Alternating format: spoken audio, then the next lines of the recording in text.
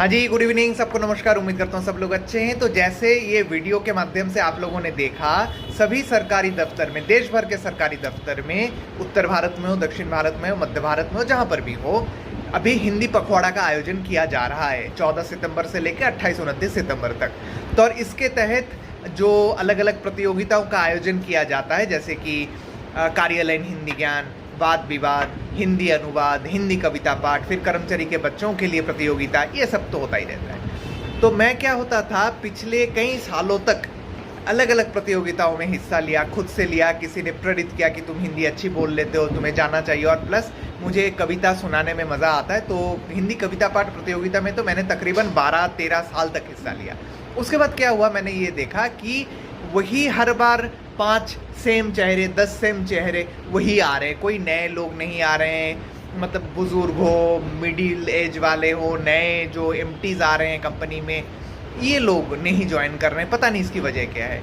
दरअसल ये है कि अगर आपकी मातृभाषा हिंदी नहीं है तो आपको ग्रेस 5 नंबर मिलता है, और अगर आप कविता को कंठस्थ करके, याद करके, बोल के सुना सकते हो तो आपको और एक्स्ट्रा 5 नंबर मिलता है कंपेयर टू देख के पढ़ना, है ना।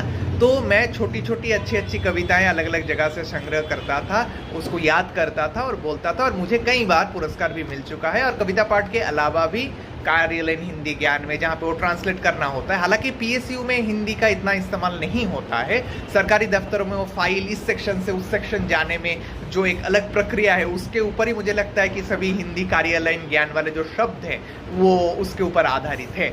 इसके साथ साथ देखिए, वाद विवाद प्रतियोगिता हो बोलने का, या कुछ स्टोरी राइटिंग, एक टॉपिक दे दिया गया, उसके ऊपर स्टोरी तो नहीं कहूँगा, उसके पक्ष में आप लिखो, उसके विपक्ष में आप लिखो, ये सारी प्रतियोगिताओं का आयोजन किया जाता है। और इसमें नकद धनराशि की प्राप्ति भी होती है। मान लीजिए अगर आप प्रथम स्थान प्राप्त करते हैं तो आपको तकरीबन 1500 रुपये, द्वितीय स्थान को तकरीबन 1300 रुपये, तृतीय स्थान को 1100 रुपये, ऐसे कुछ मिलता है। मगर मेरे हिसाब से नए लोगों को आना चाहिए, जो HODs है उनको अपने कर्मचारियों को प्रोत्साहित करना चाहिए, जो कि मैं देख रहा हूँ धीरे धीरे कम होता जा रहा है, और इसलिए मैं भी जाना छोड़ दिया।